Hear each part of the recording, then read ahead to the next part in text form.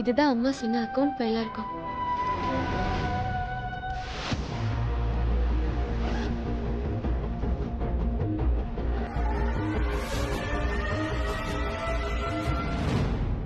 இங்க என்ன பண்ற? சும்மா சுத்தி பார்க்கலான்னு வந்தேன். இது என்னோட கேபின். ஓ, இது நம்மளோட கேபினா? நம்மளது இல்ல, என்னோடது. என்னோட பெர்மிஷன் இல்லாம நீ ஏன் உள்ள வந்த? முதல்ல இங்க இருந்து வெளியே போ. எப்ப பார்த்தாலும் நொய்யு நொய்யுன்னு. நான் ஒன்னும் உங்களை டிஸ்டர்ப் பண்ண வரல. நீங்க எப்படி வேலை செய்றீங்கன்னு செக் பண்ணலான்னு வந்தேன். நீ என்ன எனக்கு ஹெட்டா? முதல்ல வெளியே போ. கண்டிப்பா ஒரு நாள் உனக்கு ஹெட் ஆகி காட்டுறேன். அண்ணா, இவகிட்ட எல்லாம் பேசி உன் எனர்ஜியை ஏன் வேஸ்ட் பண்ற? வா, என் கேபின் போய் ஒர்க் பண்ணலாம். இவ என்ன சூர்யாவோட ஷேடோ மாதிரி கூடவே இருக்கான். ஃபர்ஸ்ட் இவனை கட் பண்ணணும். அதுக்கப்புறம் சூர்யா, உன்னை எப்படி என் வழிக்கு கொண்டு வரணும்னு எனக்கு நல்லாவே தெரியும். நீயாவே என்கிட்ட வந்து ஐ லவ் யூன்னு சொல்லுவ. உன்னை நான் சொல்ல வைப்பேன், நீயும் சொல்லுவ.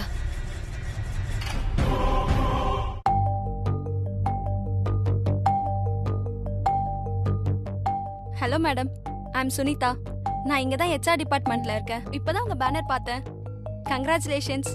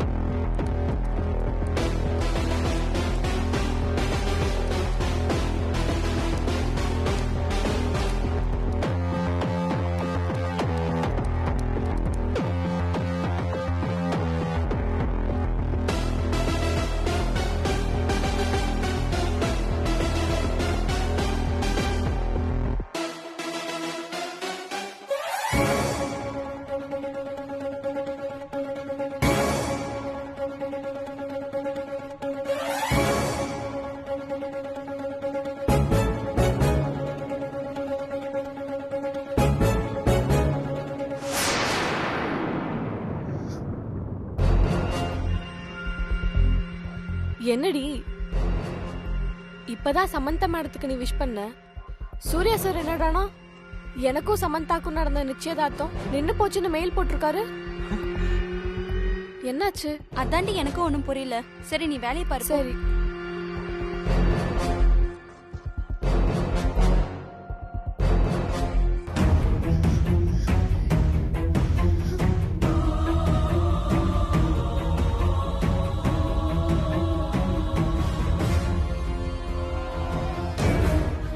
அண்ணா, என்ன இப்படி மெயில் அனுப்பியிருக்க?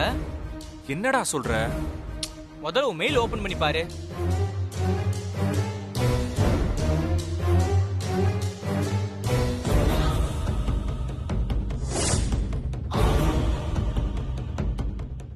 இவனே போட்டு இவனே பிரச்சனையில மாட்டிக்கிட்டான்.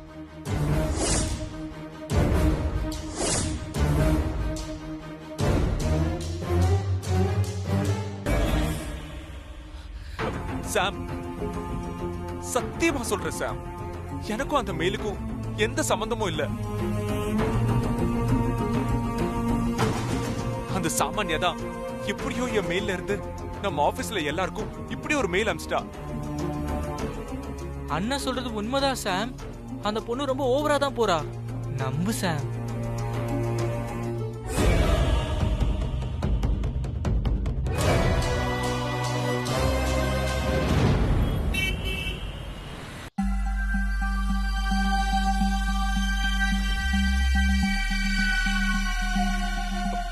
நில்லு சமந்தா, நான் உன்கிட்ட பேசணும்னு வந்தா நீ நான் அவாய்ட் பண்ணிக்கிட்டே இருக்க. முதல்ல பேசுனதான் தெரியும் யார் மேல தப்பு சரின்னு. நான் தான் சொல்லிட்டேன்ல, எனக்கும் அந்த மெயிலுக்கும் எந்த சம்பந்தமும் இல்ல. அப்புறம் என்ன? எனக்கு தெரியும் நீங்க பண்ணலன்னு. அந்த சாமானியா இதோட நிறுத்த மாட்டா. கண்டிப்பா இதுக்கு மேலேயும் போவான்னு எனக்கு தெரியும். என் அம்மா எனக்கு விட்டு கொடுக்க தான் சொல்லியிருக்காங்க. அடுத்தவங்க கிட்ட இருந்து எடுத்துக்க இல்ல. நான் இங்க சண்டை போட வரல. அப்ப எதுக்காக வந்த? நேரம் வரும்போது கண்டிப்பா உங்களுக்கே தெரியும். ப்ளீஸ், அது வரைக்கும் என்கிட்ட எதுவும் கேட்காதீங்க.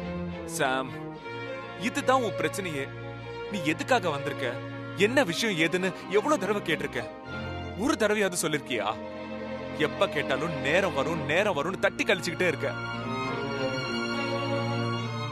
சதா உன்னையே நினைச்சுக்கிட்டு இருக்கிற என்ன பத்தி கொஞ்சமாவது யோசிச்சு பாத்தியா?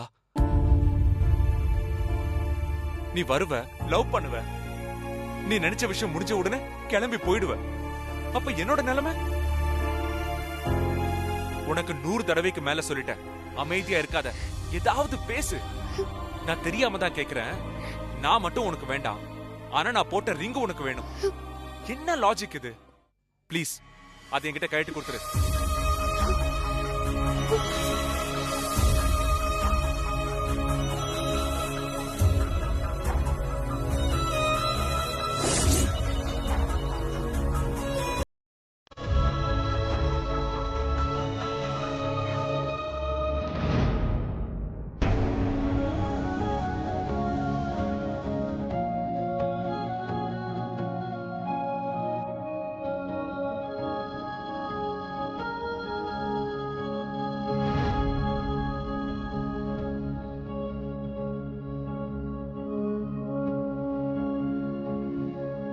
எனக்கு தெரியும் உன்னால முடியாது. ஏன்னா நீ என்ன அவ்வளவு லவ் பண்ற.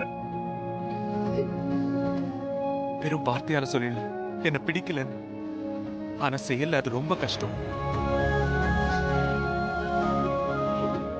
ஒன்னு சொல்ற சாம், நீ என்கிட்ட இருந்து எதை வேணா எடுத்துக்கலாம். ஆனா நீ எனக்கு கொடுத்த உன் காதலையும் உன் நினைவுகளையும் உன்னால இல்ல, யாராலையும் என்கிட்ட இருந்து எடுத்துக்க முடியாது.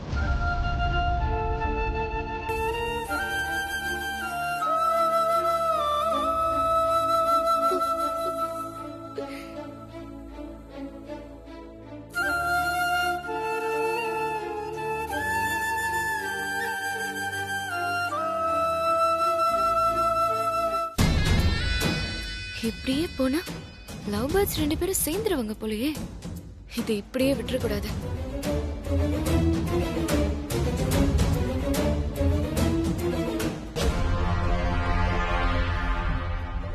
இப்ப இருக்கிற சுச்சுவேஷன்ல சாமும் சூர்யாவும் தானாவே பிரிஞ்சிருவாங்க. இந்த சாமானியா பிரிக்கிறதுக்கு ஏதாவது புதுசா ட்ரை பண்ணி சேர்த்து வச்சிருவா போல இருக்கே. முதல்ல இந்த சாமானியாவை ஏதாவது பண்ணணும். லூசு.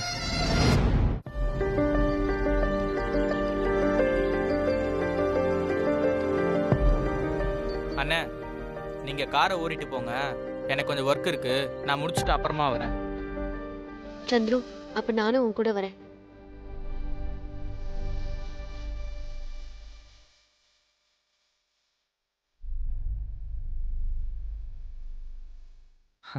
இல்ல சமந்தா, நீ அண்ணன் கூடவே போ, நான் கொஞ்சம் வர்றதுக்கு லேட் ஆகும். எவ்வளவு லேட் ஆனாலும் பரவாயில்ல, நான் வெயிட் பண்ணி உன் கூடவே வரேன்.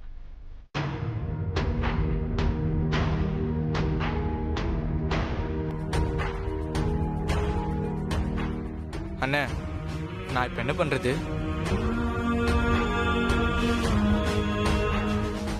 சரி வா போலாம், ஒர்க் நாளைக்கு பாத்துக்கலாம். சரிண்ணே.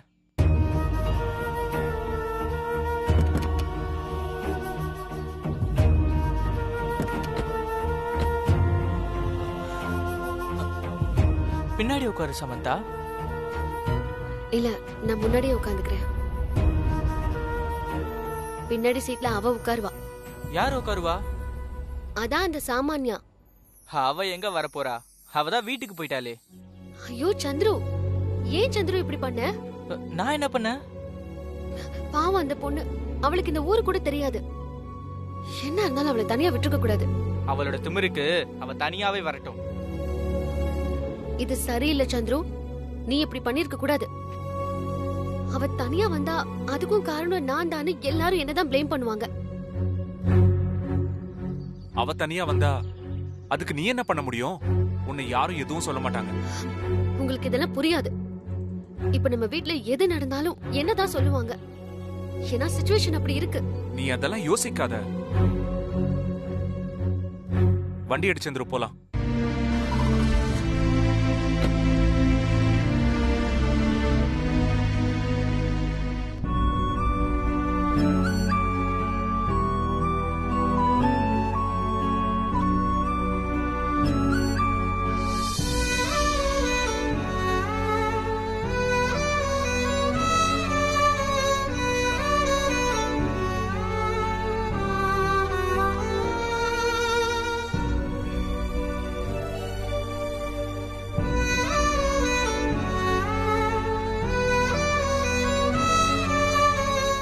இங்கேண்டா பாத்துட்டு இருக்க? ரோட பார்த்து காரை ஓட்டு. அப்ப நீ வேணா வந்து கார் ஓட்டுறியானா? இல்ல சந்துரு, நீயே ஓட்டு.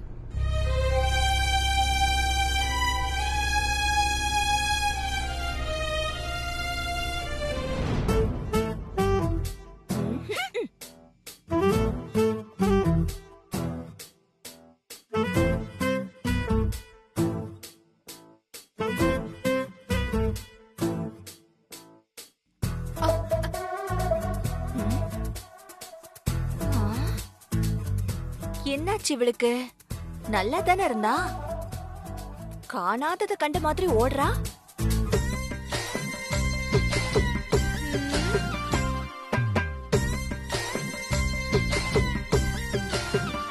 ஓ, இதுக்குதான் இவ்ளோ அவசரமா ஓடினாளா?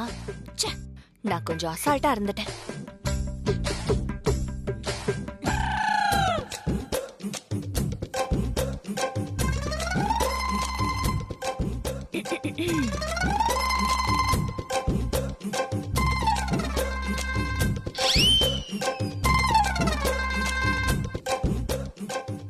ஈ அடிச்சான் காப்பின்னு சொல்லுவாங்களே, அது இதுதானா?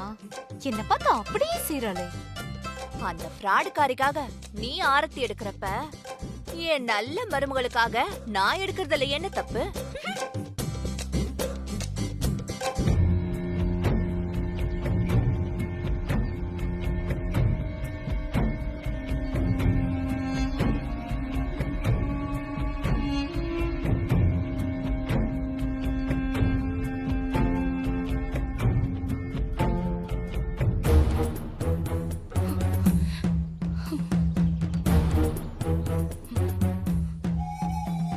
எல்லாரும் என்னை இப்படி தனியா விட்டுட்டு போயிட்டாங்க. சூர்யா வர போன் எடுக்க மாட்டேங்கிறான். கொஞ்சம் கூட கல்ச்சர் தெரியாதவனா இருக்கான். இவ்ளோ சொல்லியும் இன்னும் அவ பின்னாடியே சுத்திட்டு இருக்கான். இருக்கட்டும், பேசிக்கிறேன்.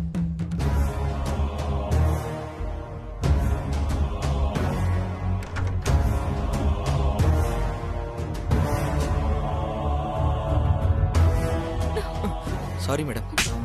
Stupid idiot, nonsense. அறிவில்ல? கண்ணு என்ன பின்னாடியா வச்சிருக்க? Sorry sorry. நான் யாருன்னு தெரியுமா? உங்க வருங்கால ஓனர். என் மேலயே மோதிட்டல, உன்னை நான் சும்மாவே விட மாட்டேன். இப்பவே உன்னை ஃபயர் பண்றேன் பாரு. மேடம் சாரி மேடம், நான் கவனிக்கல.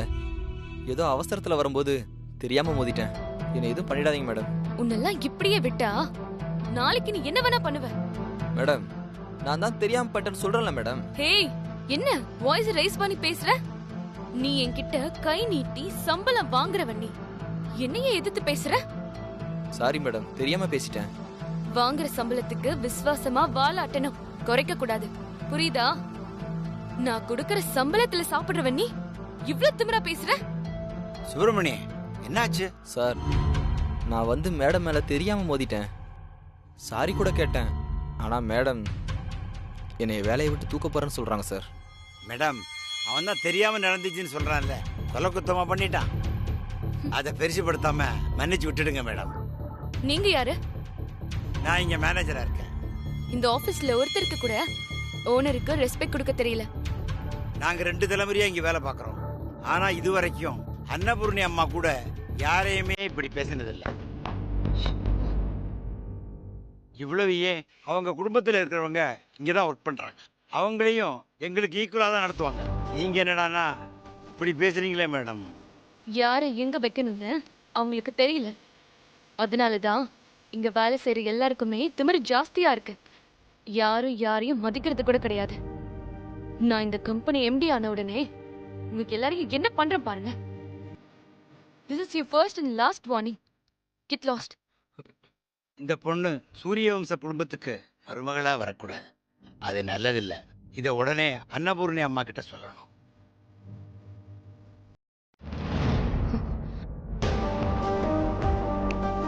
ஹலோ, நீங்க என்ன ஸ்டாச்சு மாதிரி நின்னுட்டு இருக்கீங்க? நான் உடனே வீட்டுக்கு போகணும். ஆஃபீஸ் கார் அரேஞ்ச் பண்ணுங்க. ஆபீஸ்கார வேலை விஷயமா வெளியில எடுத்துட்டு போயிருக்காங்க. வர்றதுக்கு 1 hour மேல ஆகும். அதுவும் இல்லாம சூர்யா சார்ட்ட கேட்காம நான் எடுத்து கொடுக்க முடியாது. இதுக்கெல்லாம் சூர்யாவை கேட்பீங்க? ஆபீஸ் ரூல்ஸ் அப்படி மேடம். என்னால அவ்வளோ நேரம் வெயிட் பண்ண முடியாது. நான் வேணா ஆட்டோ அரேஞ்ச் பண்ணட்டுங்களா? ஆட்டோல, அதுவும் நானு. என்ன விளையாடுறீங்களா? இன்னொரு ஆப்ஷன் இருக்கு மேடம்.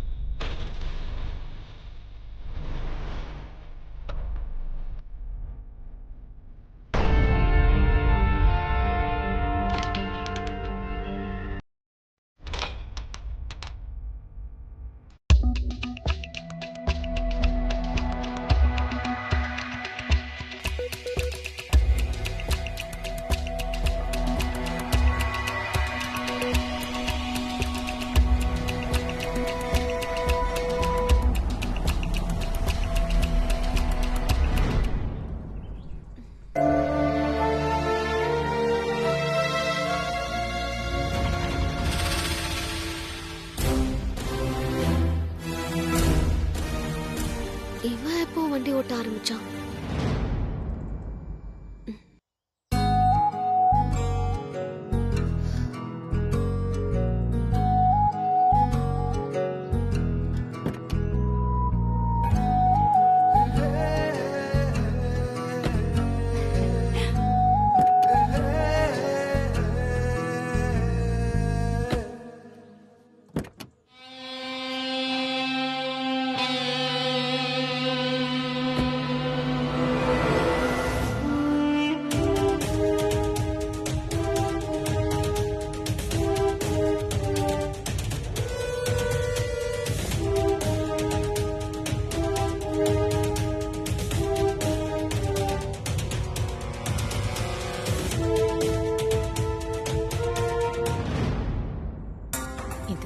பயில ஜோடிய வர சொன்னா ஒத்தையில வரான். என்ன சொன்னாலும் திருத்த முடியாது. டேய், எங்கடா என் மருமக? யாரம்மா கேக்குற? என் வாய கலராத. சாமானியா எங்க? அவ இன்னும் வரலையா? என்னடா நீ? நான் உன்ன கேட்டா நீ என்ன கேக்குற? காலையில உன் கூட தானே வந்தா? ஆமாம்மா, என் கூட தான் வந்தா. ஆனா ஆபீஸ்ல எங்களுக்கு முன்னாடியே கிளம்புறேன்னு சொன்னாலே, அதனாலதான் வந்திருப்பான்னு நினைச்சேன். கொஞ்சமாவது பொறுப்பு இருக்காடா உங்களுக்கெல்லாம்? நம்பி வந்த பொண்ணு இப்படி விட்டு வந்திருக்கீங்க. மா மா நில்லுமா.